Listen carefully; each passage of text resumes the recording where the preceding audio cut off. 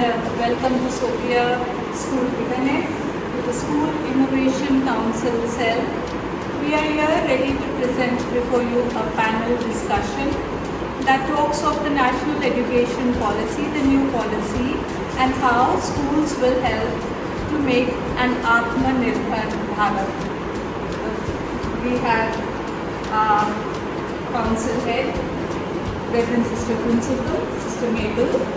We have our group of teachers, Mrs. Sukapa Saha, Mrs. Agatha Christie, Mrs. Biryani Sharma, Mrs. Zina Chaudhary, and we have our guest, Mr. Mehta.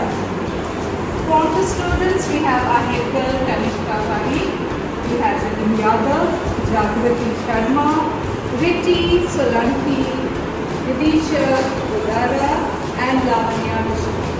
So today, Kanishka Bari, and I invite her to give her views on the topic. Education helps students realize that they can confidently take care of themselves and take responsibility for their actions, which will help them pave their ways to become a responsible individual with excellent life skills. With the help of education, students can detect problems and deliver a timely solution. They will not sit around and wait. Rather, will develop a keen sense of what they want and will go out and get it. With this perspective, they understand how important it is to keep going forward even when things are challenging.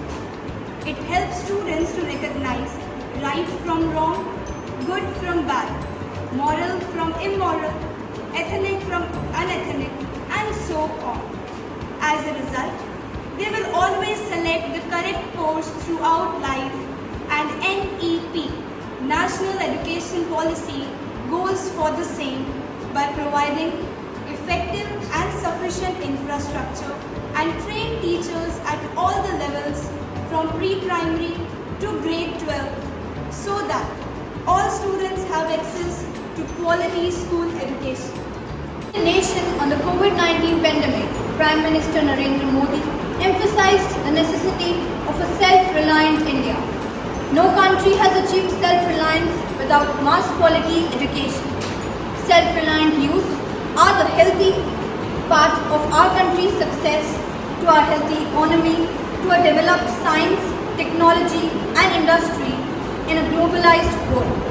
Education has the ability to transform our nation and provide a perspective to see the life from a different view. In our country has a higher literacy rate, it will lead to a lower unemployment rate and a greater GDP growth. Today, we are facing various issues including terrorism, discrimination, global warming, poverty and gender inequality.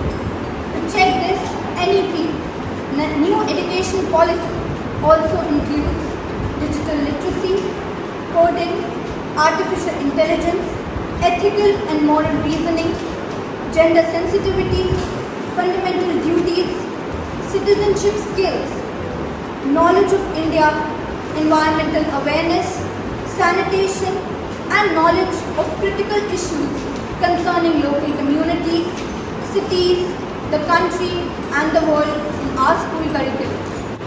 The human mind has a great potential to achieve radical developments in society. To reap the benefits of human mind, education is the most important step to work on.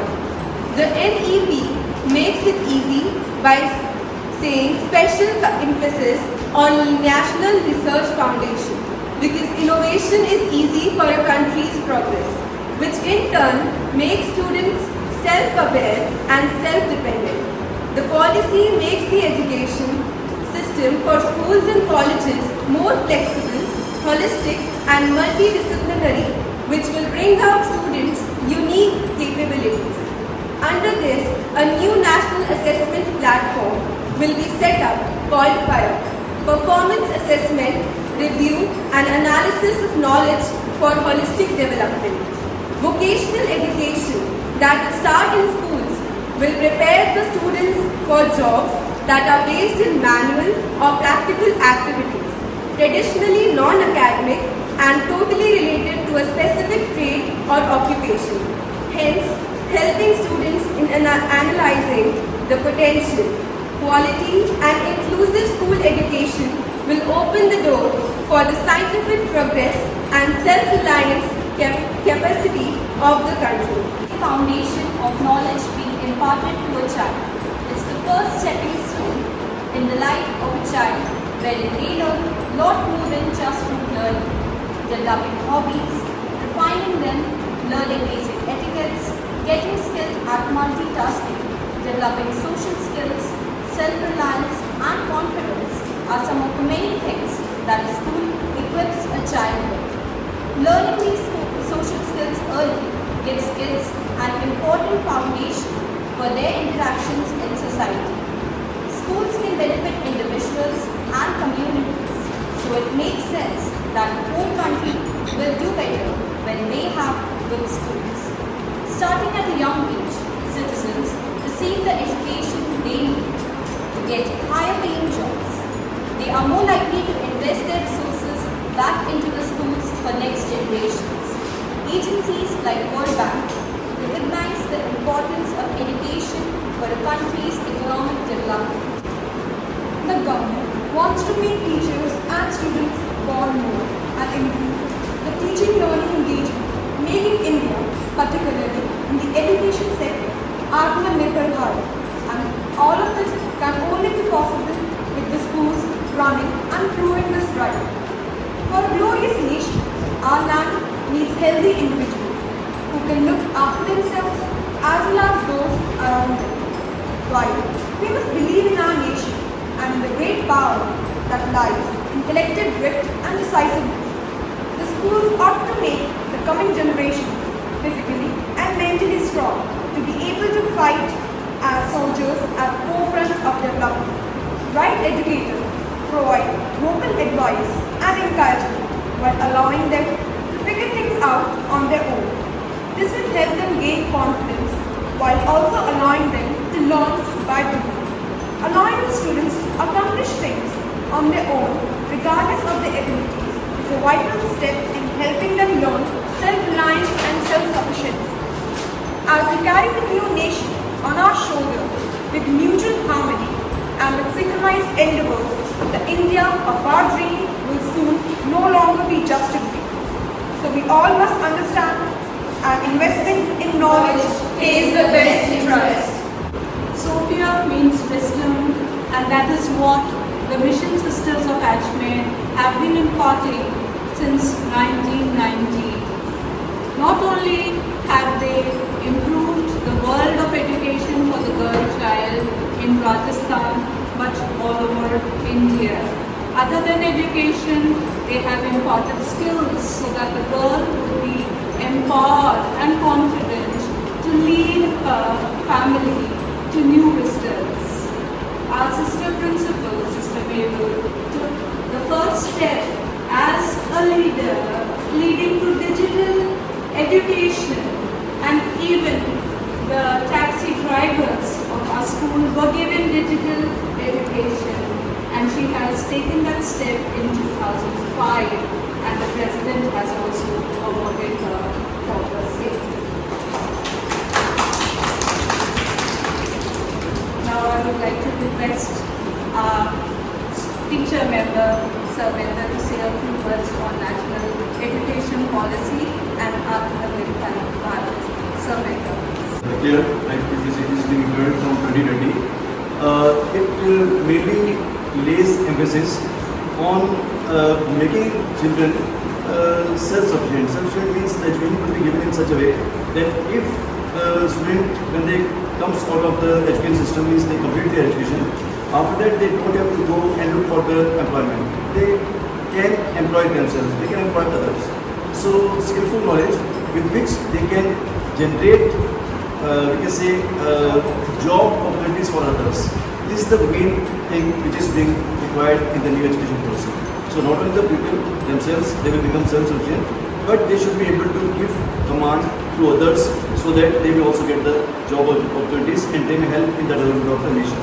Thank you.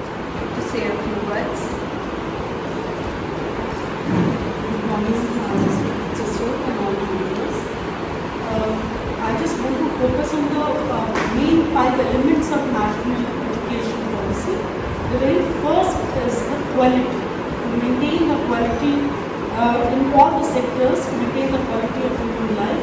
Secondly, to maintain the quality of education, access to technology in education in all the other sectors. Accountability is the third element of national education policy.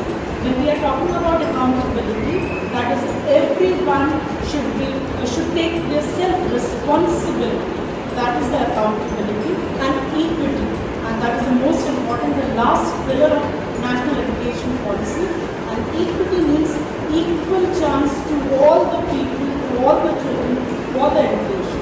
So recently, national education policy focuses on technology-driven economy, and that is the thing, to make the economy more stronger, more sound, to make the infrastructure more sound, and to divert towards the technology-driven economy. Thank you. And now we have Mrs. Dolly Sharma. Respected principal and all the team members, what I understood through this policy, new education policy, I have understood that it is something innovative where design sector is being focused on. There is something design thinking which has to come up these days. Besides the other fields like doctors and engineers, now designing is into all the business sector. Everything media has to present in such a way where you need innovation, where you need to focus on something new. So seeing to that, every department in every sector of business, they have an R&D department which was not there in earlier times.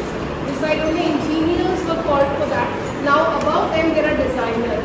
And when our new children, when they think about designing, when they think about creating something new, their ideas need to be, as a team members and the teachers, need to push them towards new thinking skills, and which will help the youth and our country think beyond what was earlier continued. Thank you.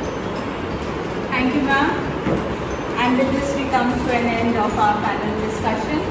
And thank you, Sophia, thank you, sister, for leading our school to innovation, ideation, and a new digital India, which our students, members will create. The creativity has to flow out of the mind